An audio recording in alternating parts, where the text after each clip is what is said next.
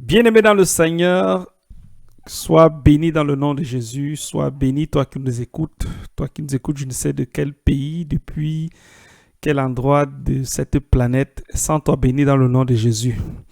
Je suis le frère Émile et aujourd'hui nous allons partager sur une petite exhortation, nous verrons un thème. Et le thème que nous allons voir aujourd'hui, c'est le chrétien et la repentance. Nous allons essayer de comprendre selon la parole de Dieu c'est que la repentance. Nous allons aussi nous voir par la suite quelques cas bibliques et nous allons nous poser un ensemble de questions à la fin.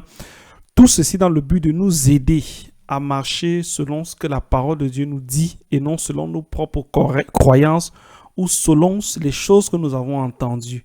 Mais toutes ces explications, toutes ces choses, toute cette compréhension nous seront données juste après le générique.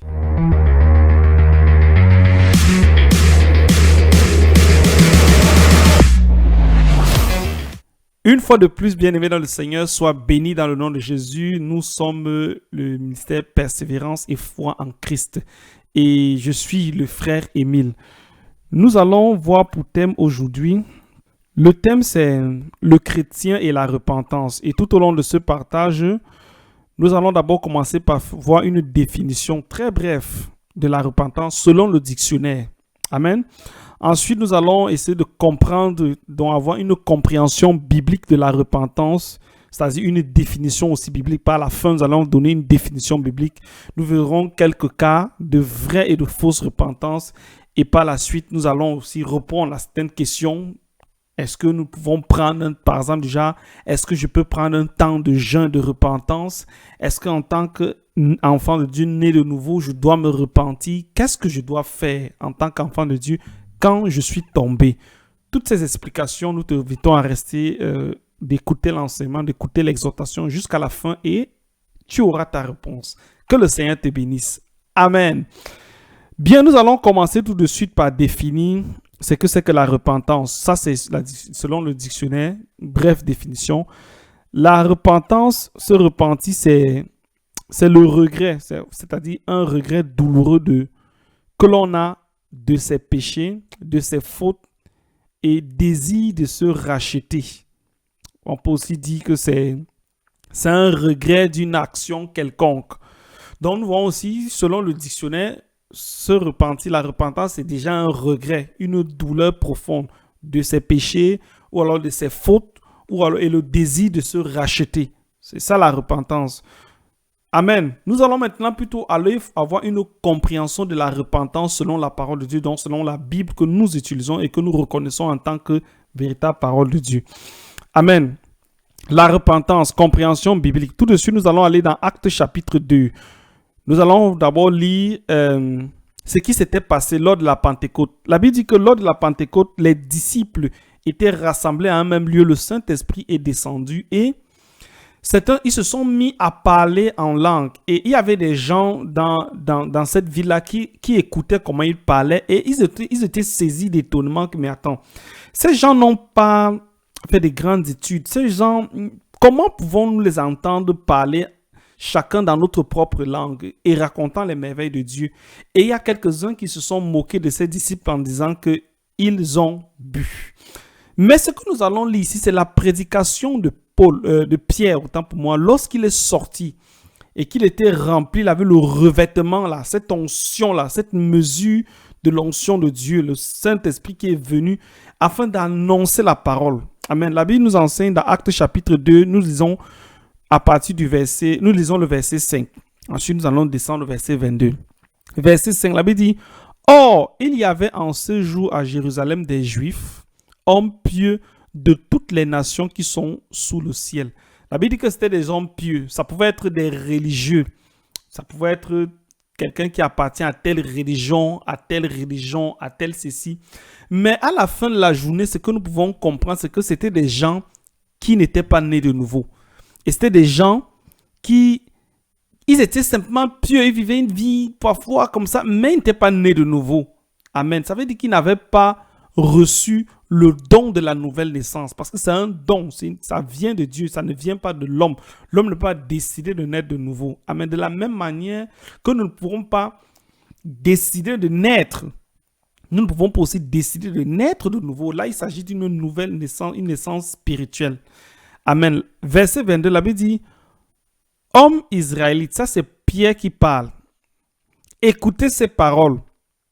Jésus de Nazareth, cet homme à qui Dieu a rendu témoignage devant vous par les miracles, les prodiges et les signes qu'il a opérés par lui au milieu de vous, comme vous le savez vous-même. Cet homme, livré selon le dessein arrêté et selon la prescience de Dieu, vous l'avez crucifié, vous l'avez fait mourir par la main des impies. Homme frère, verset 29, qu'il me soit permis de vous dire librement au sujet du patriarche David, qu'il est mort, qu'il a été enseveli et que son sépulcre existe encore aujourd'hui parmi nous. Bon, encore pas parmi nous, là, il faut situer le contexte. C'est Pierre qui parlait et le sépulcre de David existait encore. Il dit qu'il est mort, le patriarche David est mort, il a été enseveli. Donc, je profite ici pour faire une virgule pour ceux qui croient aux ancêtres, pour ceux qui croient à ces choses. Il est dit que le patriarche, l'ancêtre, si nous voulons, David est mort et on connaît son cercueil. On connaît où il y a son sépulcre. On connaît où il a été enterré. Il est là. Mais il ne peut pas nous sauver. David ne peut pas. Il ne peut pas. S'il nous a sauvés quand il était en vie, au travers des batailles, des guerres, il s'est donné, il a renversé Goliath le géant, il a renversé les Philistins, il a combattu. Mais aujourd'hui, David, l'héros, le grand homme, le patriarche, est mort. Si cet homme de famille, ce grand-père qu'on avait, ou arrière-grand-père, était quelqu'un qui s'est battu pour la famille, on va comprendre ça, il s'est battu, il a fait des exploits, il a fait en sorte que notre famille sorte de certaines situations. Mais aujourd'hui, il n'est plus, il est mort. Et c'est ce qu'on dit au sujet de David. Donc, si nous croyons, ceux qui croient aux ancêtres, aux trucs, ils sont morts. On connaît où se trouve le sépulcre, on connaît où se trouve le tombeau, on connaît, c'est connu. Mais ces gens, David ne pouvait pas vous sauver. Ces ancêtres ne peuvent pas te sauver. Ils ne peuvent pas. Parce qu'eux-mêmes, ils n'ont pas la capacité de se sauver soi-même. Ils sont morts et enterrés et on connaît où il y a leur sépulture. Amen. C'est ce que Pierre dit. Donc, je profitais pour faire une parenthèse pour dire, ce n'est pas les ancêtres qui vont nous sauver. Ce n'est pas eux. Mais il y a quelqu'un qui sauve. C'est Jésus-Christ. C'est Jésus, l'agneau de Dieu. Amen. Parce que lui, il est mort, il a été enterré et il a vaincu la mort. Il est ressuscité. Donc, nous pouvons attester que ce Jésus est capable de sauver, vu qu'il a eu la capacité de sortir de la mort. C'est lui qui dit, j'ai le pouvoir de donner ma vie et de la reprendre. Mais David n'avait pas ce pouvoir. Les anciens, nos grands-pères, arrière-grands-parents, n'avaient pas ce pouvoir de donner leur vie pour notre salut. Peut-être qu'ils pouvaient donner leur vie, il y en a qui se sont sacrifiés, mais ils n'avaient pas la capacité de reprendre encore leur vie, c'est-à-dire la résurrection. Amen. Continuons donc. Verset 37. Après avoir maintenant, Pierre a parlé, il avait dit, après avoir entendu ce discours, il en parlant des gens qui étaient là, ils eurent le cœur vivement touché. Quelque chose s'est produit en eux. Ils ont été touchés parce que Pierre a dit, et il dit à Pierre et aux autres apôtres, hommes frères, que ferons-nous? Et la Bible dit au verset 38 que Pierre leur dit, répentez-vous et que chacun de vous soit baptisé au nom de Jésus-Christ pour le pardon de vos péchés et vous recevrez le don du Saint-Esprit. Et par la suite, nous comprenons qu'il y a eu environ 3000 personnes qui se sont converties ce jour. Maintenant, nous allons nous poser la question, est-ce que nous croyons réellement que c'est parce que Pierre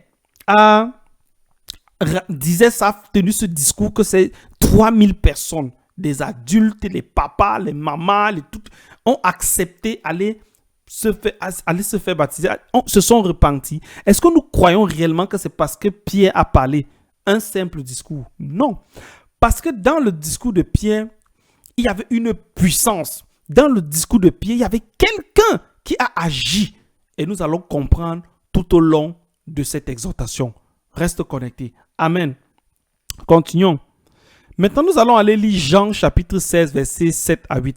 La Bible dit que Cependant, et ça c'est Jésus qui parlait. Jésus parlait ceci parce que l'heure venait et il fallait qu'il parte. Il fallait qu'il parte. Et Jésus dit, cependant, je vous dis la vérité, il vous est avantageux que je m'en aille.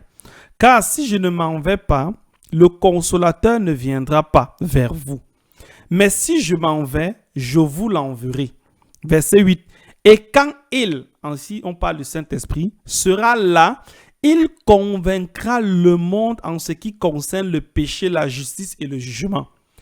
La Bible dit que Jésus dit, il faut que je parte. Quand je vais partir, le Saint-Esprit viendra et il va convaincre le monde en ce qui concerne le péché, le jugement et la justice. Il n'est pas dit ici que le Saint-Esprit devra convaincre les enfants du royaume de Dieu ou les chrétiens ou les nés de nouveau. Mais le Saint-Esprit doit convaincre le monde en ce qui concerne le péché. Parce que celui qui est né de nouveau est déjà convaincu de ce qui concerne le péché. Parce que la loi de Dieu est écrite maintenant dans son cœur. Amen. Et il connaît. Mais celui qui n'est pas né de nouveau, il ne comprend pas ces choses. Il doit être convaincu de péché. Et c'est le rôle du Saint-Esprit. Et c'est exactement ce qui s'est passé dans Actes chapitre 2 qu'on a lu. Pendant que Pierre prêchait, il y a le Saint-Esprit qui était en action. C'est lui qui est allé convaincre ces 3000 personnes qui ont accepté de fléchir le genou devant la puissance de résurrection, la puissance de Jésus. Ils ont accepté de fléchir le genou et d'accepter et de recevoir le Seigneur Jésus. Personne ne peut recevoir Christ sans que le Saint-Esprit n'ait agi. C'est la parole. Amen. Nous allons continuer dans le livre de Actes. Et nous allons voir quelque chose qui s'est produit.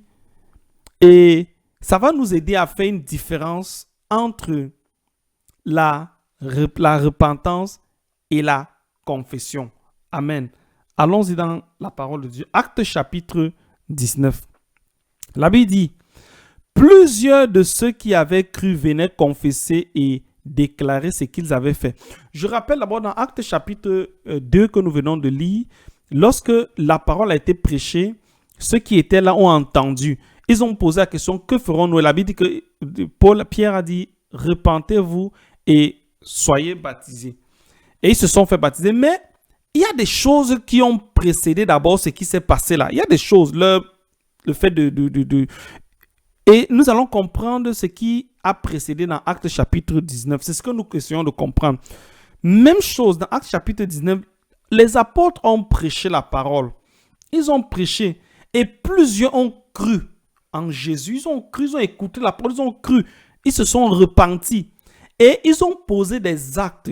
Et parmi ces actes, nous allons donc lire, c'est ce que nous sommes en train de lire dans Actes chapitre 19 à partir du verset 18. La Bible dit, plusieurs de ceux qui avaient cru venaient confesser et déclarer ce qu'ils avaient fait. Dans d'autres versions, on dit qu'ils venaient déclarer publiquement, ils venaient parler publiquement ce qu'ils avaient fait.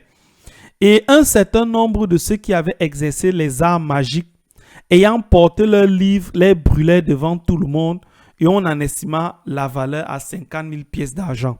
C'est ainsi que la parole du Seigneur croissait en puissance et en force.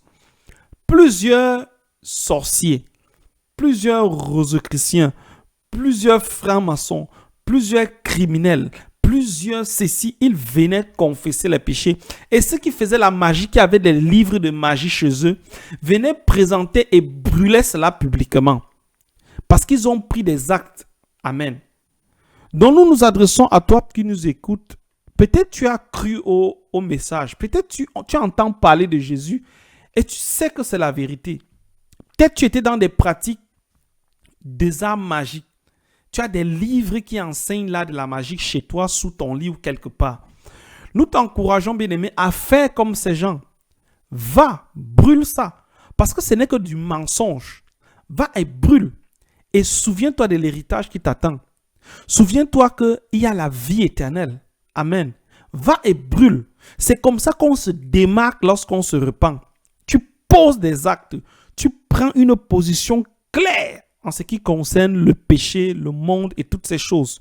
Tu prends position La Bible dit que ces gens ont pris position, ils ont confessé, j'ai fait ceci, j'ai fait, et ils ont même brûlé les livres qu'ils avaient. Amen. Et c'est ça qui nous plonge directement dans la définition de ce qu'on appelle par confession, pour faire une différence entre la confession et la repentance. Amen.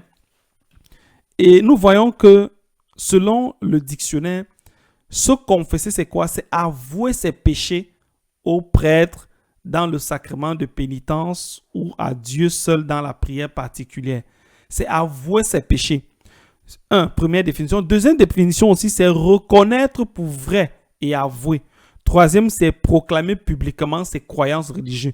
Parce que la Bible dit que c'est en croyant du cœur et en confessant de la bouche. Là, tu n'avoues pas les péchés, mais tu confesses publiquement tes croyances que je suis enfant de Dieu. Je suis chrétien, je suis né. Tu n'as pas honte.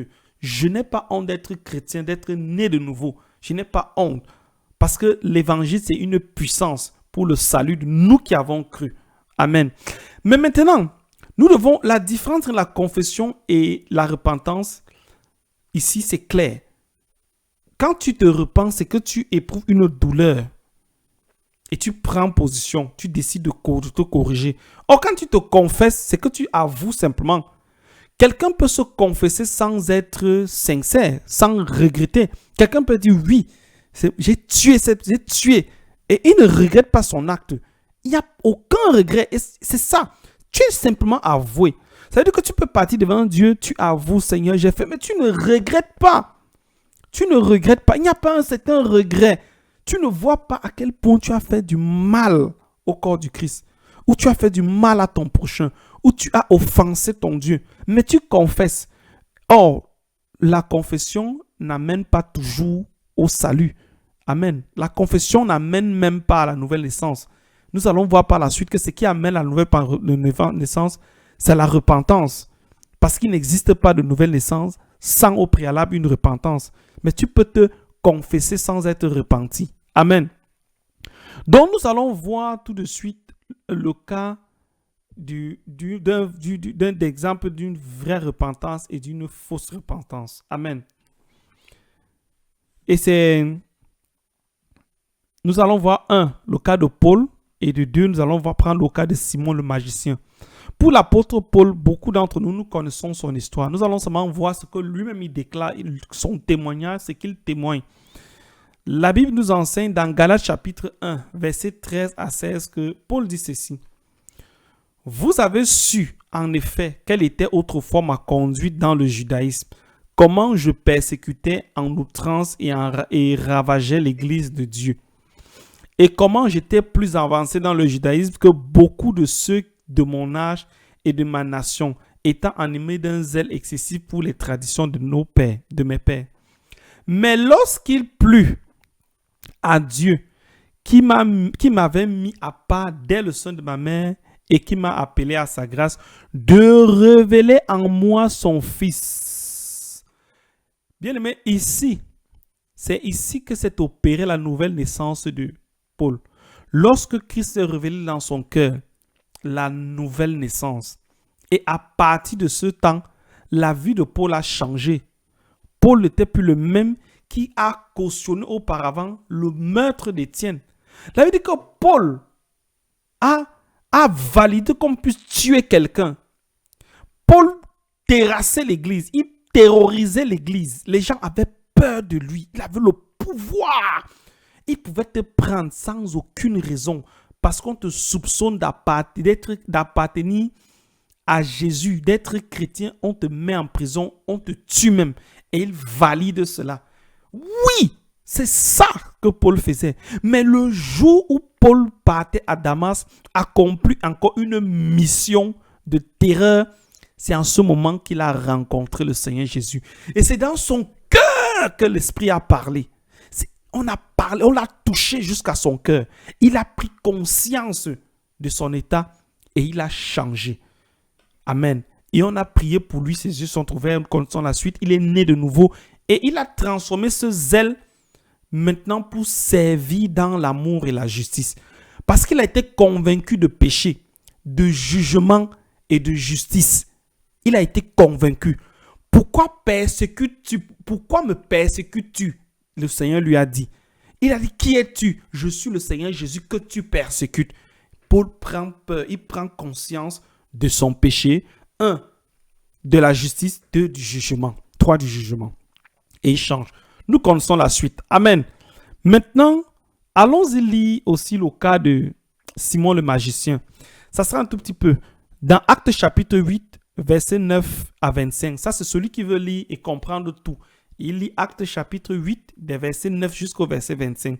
Mais nous allons prendre quelques passages pour des passages phares, des versets phares, pour essayer de ressortir ce que nous voulons faire comprendre, le cas d'une fausse repentance. Nous voulons le voir, le cas d'une vraie repentance.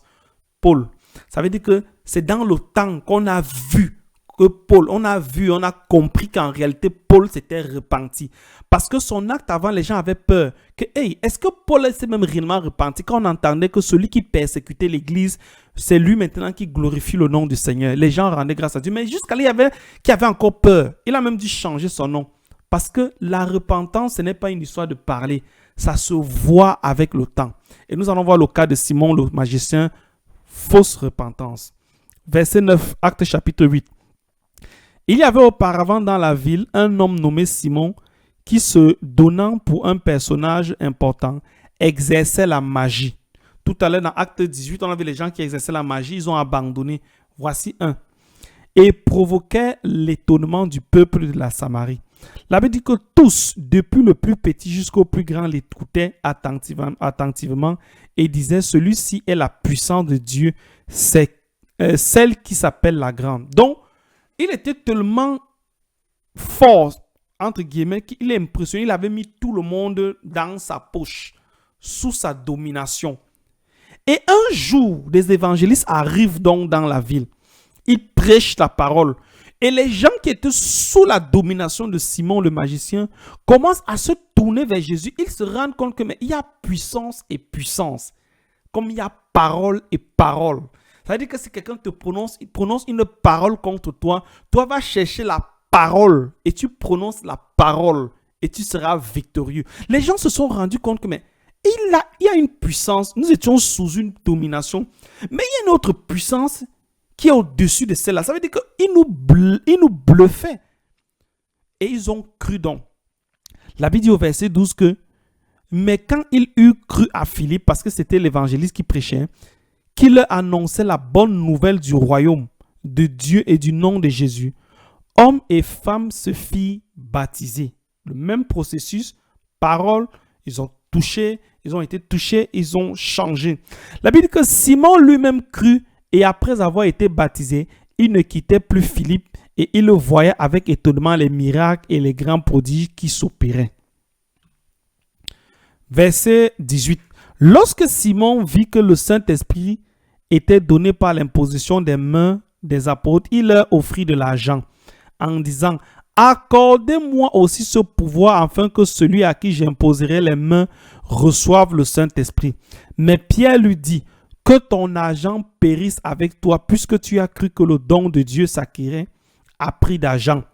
Il n'y a pour toi ni pain ni l'eau dans cette affaire, car ton cœur n'est pas droit devant Dieu. Insistons, ton cœur n'est pas droit devant Dieu. Ton esprit n'est pas pur devant Dieu.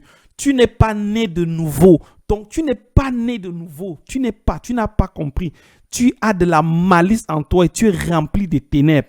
L'apôtre Pierre lui dit maintenant au verset 21, repens-toi donc de ta méchanceté. Repens-toi de ta méchanceté et prie le Seigneur pour que les pensées de ton cœur te soient pardonnées s'il était possible. Oui, la bonne nouvelle pour toi, c'est que c'est possible. C'est possible qu'après t'être repenti, d'avoir laissé et tu puisses être pardonné. C'est un droit spirituel. C'est un processus légal. Spirituellement, tu as été pardonné lorsque tu t'es repenti et tu es né de nouveau. Tu as été pardonné. C'est une vérité, bien-aimée. L'apôtre Pierre dit, s'il est possible, nous te confirmons qu'il est possible. Amen. Car, nous dit Pierre au verset 23, je vois que tu es dans un fiel amer et dans les liens de l'iniquité. Simon répondit, priez vous-même le Seigneur pour moi afin qu'il ne m'arrive rien de ce que vous avez dit. Donc nous voyons ici que Simon, c'est un peu l'image de quelqu'un qui est dans l'église, qui, on est venu parler de l'évangile, il a aussi cru comme ça. Bon, il n'a pas cru, mais il a entendu, bon, il sent qu'il est en sécurité. Il aime les ambiances, l'ambiance, la musique et tout ce qui est bien dans l'église. Il marche aussi. Mais Simon recherchait le pouvoir, il n'était pas converti.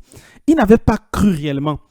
Il cherchait le moyen d'avoir le pouvoir, le même pouvoir que les apôtres avaient, afin que le peuple qui était tourné vers Dieu se retourne vers lui encore et il continue à dominer sur eux. C'est ce que nous voyons. Il y a certaines églises, il y a certains hommes, entre guillemets, de Dieu, il y a des vrais serviteurs, beaucoup. Mais il y en a aussi qui dérangent, ce que la parole nous dit, qui ont toujours cette tendance à faire des démonstrations spectaculaires, dont le but principal, c'est d'agir comme Simon, vous mettre sous sa domination. Et quand vous êtes sous son autorité, sous sa domination, c'est facile de vous dépouiller.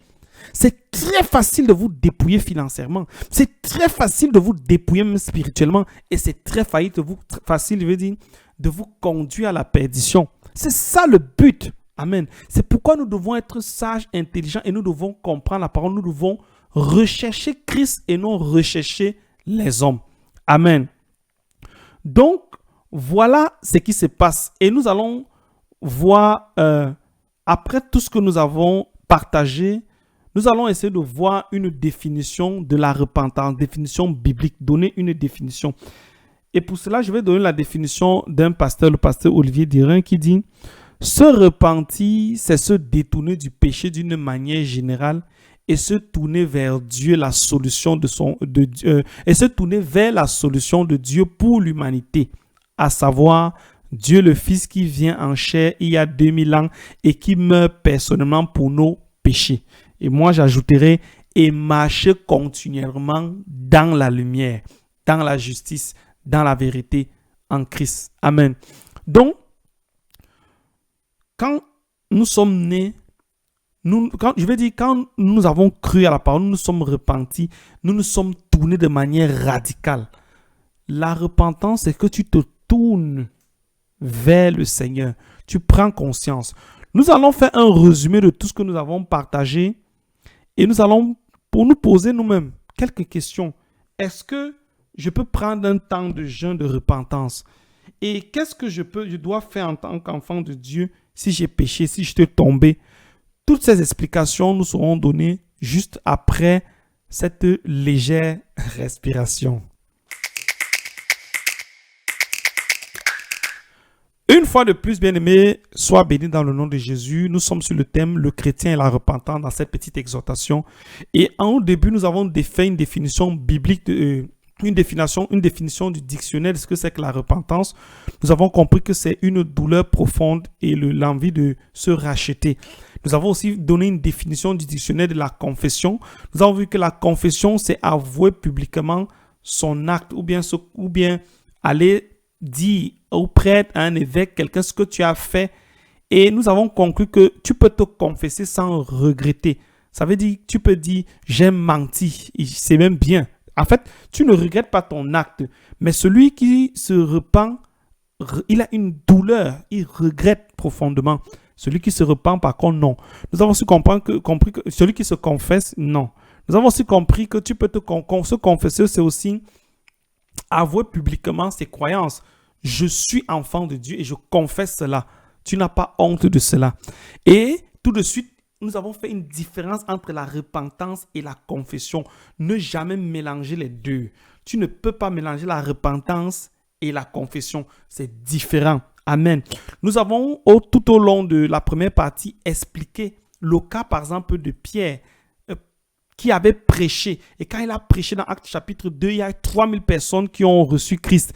Mais nous avons conclu qu'il y a quelque chose qui s'est passé. Pierre ne pouvait pas que parler, 3000 personnes acceptent les papas, les mamans. Non, parce qu'il y avait la puissance du Saint-Esprit qui a agi. Et la Bible nous enseigne dans le livre de Jean que le Saint-Esprit, c'est Jésus qui parle, viendra convaincre le monde, pas le chrétien, le monde de péché en ce qui concerne le péché, le jugement et la justice. Et nous avons compris que c'est ce qui s'est passé. Nous avons évolué encore. Nous avons vu le cas de Paul qui s'était repenti, qui persécutait l'Église, qui a même cautionné la mort, le meurtre d'Étienne, mais qui à un moment donné a pris conscience de son état et il s'est repenti. Et nous connaissons son histoire, comment il a marché dans la justice. Et à la fin de ses jours, il a dit, j'ai combattu le bon combat et j'ai gardé la foi. Amen. Et il est parti prendre la couronne. Et nous avons aussi pris le cas de Simon, dit le magicien, qui avait fait une fausse repentance. Il a fait croire aux gens qu'il s'est repenti, il s'est même fait baptiser. Mais le but était de chercher à avoir un pouvoir pour continuer à dominer sur les enfants de Dieu.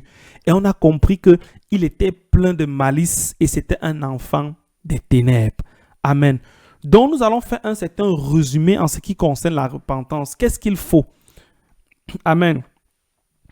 Donc premièrement, il faut écouter la parole. À chaque fois, il y avait une parole qui était prêchée. Soit tu écoutes, soit tu lis la Bible, soit tu lis quelque chose, une brochure qui a la parole, je ne sais pas, un message, soit une louange, quelque chose. Mais il faut écouter. C'est-à-dire il faut recevoir. C'est une parole. Il faut recevoir. Premier niveau. Deuxième niveau, il faut le toucher du Saint-Esprit. Ça veut dire que le Saint-Esprit doit te convaincre en ce qui concerne le péché, le jugement et la justice. Il y a quelque chose, ce n'est pas un homme. Un homme ne peut pas te convaincre. Peu importe ce que le frère Émile dit, peu importe ce que la sœur prêche, peu importe ce que le pasteur déclare, tu ne peux pas être touché dans le cœur de par ces paroles. C'est l'action de l'Esprit de Dieu qui te touche. Maintenant, il faut savoir qu'il y a le toucher émotionnel. C'est l'émotion simplement. Et ça n'a rien à voir parce que la repentance n'est pas une histoire émotionnelle. Bien que l'émotion rentre aussi en jeu. Mais ce n'est pas d'abord une histoire émotionnelle. Tu dois avoir un toucher, ça vient du cœur. Ça ne doit pas être une histoire de la pensée. Bien que ça rentre aussi, tu dois être conscient. Amen. Mais c'est d'abord touché dans le cœur. Par le Saint-Esprit convaincu. De deux, il y a un regret. Oh, tu sens que je suis perdu. Que vais-je faire? La Bible nous enseigne dans Acte 2 que c'est après avoir écouté Pierre prêcher, ils ont dit, homme frère, que ferons-nous? Parce que nous venons de nous rendre compte que nous avons tué le Sauveur. Nous avons crucifié Jésus. Nous avons tué Jésus. Qu'est-ce que nous pouvons faire? C'est pour ça que la Bible dit qu'il ne pouvait plus rien faire. Il ne pouvait plus absolument rien faire. Il ne pouvait plus ramener Jésus. Non, il l'avait déjà tué. Il n'y a plus rien. Il regarde à gauche, il regarde à droite, il n'y a rien. Il n'y a qu'une seule solution, une seule chose à faire. Se tourner vers la solution qui est Jésus. Pas la solution. C'est pour ça que Pierre dit, repentez-vous et faites-vous baptiser au nom du Seigneur Jésus.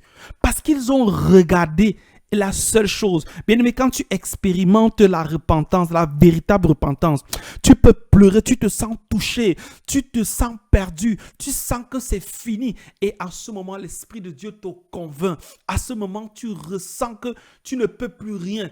Et la seule chose, la seule porte, il n'y a pas deux choses qui s'ouvrent devant toi net. C'est Jésus. C'est pour ça que la Bible dit que c'est l'agneau de Dieu qui ôte le péché du monde. C'est Jésus. C'est lui qui la seule solution. Il n'y a pas deux qui s'ouvrent devant toi. Et maintenant, lorsque tu t'ouvres maintenant à Christ, c'est là où tu reçois. Il y a un jugement. Il avait fait ceci. Tu te tournes, tu dis pardon Seigneur, j'ai fait ceci. Et en ce moment, il y a la nouvelle naissance. La nouvelle naissance. Après donc la nouvelle naissance, vu que par ta position en Christ, tu es saint. Maintenant, il y a la marche, le changement de royaume. Tu quittes du royaume des ténèbres pour le royaume de Dieu. Tu deviens officiellement enfant de Dieu. Amen. Maintenant, nous allons nous poser la question, est-ce que tu peux donc prendre, au vu de tout ce que nous avons dit, est-ce qu'un chrétien peut dire qu'il peut prendre un temps de jeûne de repentance? Comme nous entendons les gens sur les réseaux sociaux, il faut prendre un temps de 21 jours de jeûne de repentance, de 3 jours de jeûne de repentance. Est-ce que tu peux prendre, que tu sois un chrétien ou pas, prenons le cas de tout le monde, un temps de 21 jours de repentance et de jeûne, et que c'est à partir de là que le Seigneur va te pardonner? Non, c'est simplement le mensonge. Ce n'est pas biblique. Amen. Parce que la repentance, ce n'est pas un acte volontaire. Il y a un processus. Et c'est le chemin qui te mène forcément à la nouvelle naissance. Il n'existe pas de nouvelle naissance sans repentance. Et comme il n'existe pas de repentance sans que l'Esprit de Dieu ne t'ait touché, tu ne peux pas, pardon, excusez-moi, tu ne peux pas décider de te lever de par toi que je me repens, ou bien tu prends 3 jours de jeûne. Certains disent, oui, frère Émile, mais quand on avait envoyé le pasteur Jonas, le prophète Jonas, d'aller prêcher à Ninive, il ne voulait pas, mais les gens ont pris le temps de jeûne. Non. Il y a la nouvelle alliance, il y a l'ancienne alliance. Les gens à l'époque de Ninive n'étaient pas nés de nouveau. Ils coupaient, ils prenaient la cendre, ils versaient sur eux, ils faisaient toutes ces choses. Nous ne faisons pas ça. Parce que nous sommes nés de nouveau. L'Esprit de Dieu habite. Tu n'as pas besoin de prendre un temps de jeûne de repentance. Parce que celui qui fait ça confond automatiquement la confession à la repentance. Nous venons de voir le cheminement pour une bonne repentance. Amen. Nous avons compris qu'il faut l'écoute de la parole. Voici ça, l'écoute de la parole. Il faut que tu aies écouté la parole. C'est pour ça que Jésus parle de la parabole du sémeur. Il faut être touché par l'Esprit de Dieu. Il faut regretter. Et une prise de conscience de ton état, de ta nature de péché, de comment tu as fait mal, que tu es perdu, tu ne sais pas. Et il faut te tourner vers la solution qui est Jésus. Et ensuite, la nouvelle naissance. Et tu changes d'identité, tu changes de royaume. Donc, un enfant de Dieu, tu ne peux pas dire que tu es déjà né de nouveau, tu vas encore aller te repentir. Pourquoi? Nous allons comprendre. Parce que si tu es né de nouveau, si tu as péché, ce n'est pas la repentance dans ce cas. C'est autre chose. Et nous allons voir. L'enfant de Dieu marche en produisant les fruits d'une repentance. C'est là qu'on voit. Parce que la repentance se voit dans le temps.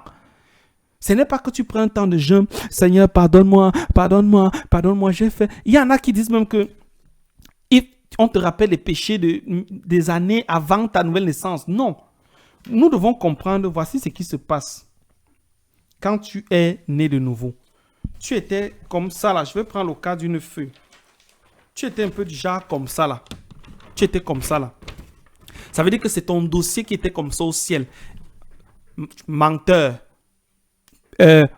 fornicateur, adultère, trompeur, usurpateur. C'était écrit. C'était ça. Et maintenant, lorsque tu arrives au niveau de la prise de conscience, tu vois que tu es perdu et tu te tournes vers Jésus. Jésus intercède au ciel pour toi. Ou bien pour moi, pour nous. Amen.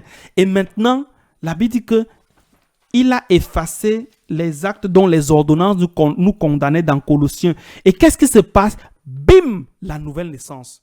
Tu deviens comme ça. C'est effacé. Voici quand on efface. Quand il y avait quelque chose, c'était comme ça. Si on veut barrer, on barre. Il y a une différence entre barrer. Quand on barre, quelqu'un peut quand même venir lire, mais effacer. Tu étais comme ça, avec plein de dossiers, les accusations, mais ton dossier devient comme ça au ciel. Maintenant, si ceux qui disent que vous devez prendre une liste, tu redis les péchés de l'époque, tu es déjà né de nouveau, de l'époque. Parfois, tu te dis que ouais, si je n'arrive pas à enfanter peut-être, c'est parce que j'avais avorté en telle année. Mais quand tu t'es repenti, tu as reconnu tout ça, tu as libéré tout ça. Pourquoi croire que la raison pour laquelle tu n'enfantes pas, c'est parce que tu n'as pas suffisamment demandé pardon à Dieu pour quelque chose? Comment est-ce que nous allons interpréter dans la parole qui nous enseigne que celui qui est en Christ est une nouvelle créature? Les choses anciennes sont passées. Voici, toutes choses sont devenues nouvelles. La Bible dit que voici l'agneau de Dieu qui ôte. On était là. Dès qu'il commence à enlever, on devient. Qui ôte le péché. Qui ôte le péché. On n'a pas dit qui bat et qui remet. Ça veut dire qu'il y a de la joie dans le ciel pour une seule âme qui se repent. Est-ce que nous pouvons croire que tu t'es repenti à 14 heures et tu es tombé peut-être à 15 heures? Quand tu t'es repenti, on a effacé, on a inscrit ton nom dans le livre de vie. À 15 heures, tu es tombé, on a encore effacé ton nom du livre de vie. Et la joie qui était dans le ciel s'est transformée en tristesse. À 17 heures, tu t'es confessé, tu t'es repenti. Utilisons le langage que d'autres utilisent généralement. Tu t'es encore repenti. Comme on avait effacé, on est encore revenu remettre ton nom. La joie est encore revenue. Non, bien-aimé, c'est pas ça. Donc, toi, ma soeur, toi, mon frère, toi qui continues à croire que la raison pour laquelle ta situation aussi est comme ça, c'est parce que tu n'as pas suffisamment demandé pardon. Il faut comprendre dès aujourd'hui que c'est ce qu'on appelle marcher dans la culpabilité. La repentance nous libère et tu passes, ton dossier devient vierge, vide. Amen. Maintenant, qu'est-ce qu'un enfant de Dieu donc fait s'il tombe? La Bible dit que nous avons un souverain sacrificateur qui saura compatir à nos infimités et que si l'un est tombé, il se lève, se confesse et il demande pardon, il avance. Tu peux dire 1 Jean 1, verset 8. Nous pouvons lire la solution. Ne pas confondre la confession avec la repentance. L'enfant de Dieu marche dans les fruits de repentance. Ça veut dire que pour qu'on sache que tu es né de nouveau, c'est dans ta vie. Et il y a aussi le caractère que nous devons traiter.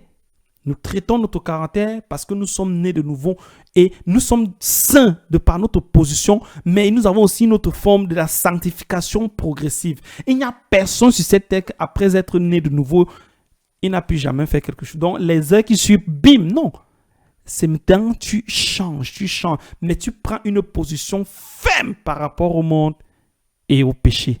Que le Seigneur te bénisse, qu'il bénisse toi qui nous écoutes. J'espère que tu as compris la repentance, tu as compris quand tu es déjà né de nouveau, ce que tu dois faire. Ce n'est plus prendre les temps de jeûne, de repas. Ça, ce sont des pertes de temps. Tu ne dois plus te rappeler de ce que tu avais fait, mais tu dois plutôt produire des fruits d'une digne repentance. Tu dois produire. Et si il t'arrive de tomber en chemin, lève-toi, demande pardon, change et avance. Tu n'as plus besoin de dire « je me repens » parce que la repentance ne vient pas de nous, mais c'est un don. Tu es touché par la grâce de Dieu. Que le Seigneur te bénisse, qu'il bénisse ta maison, qu'il bénisse tes enfants, qu'il bénisse le fruit de tes efforts, qu'il bénisse le travail que tu fais et rendez-vous pour la semaine prochaine. Que le Seigneur nous bénisse. Amen, amen, amen.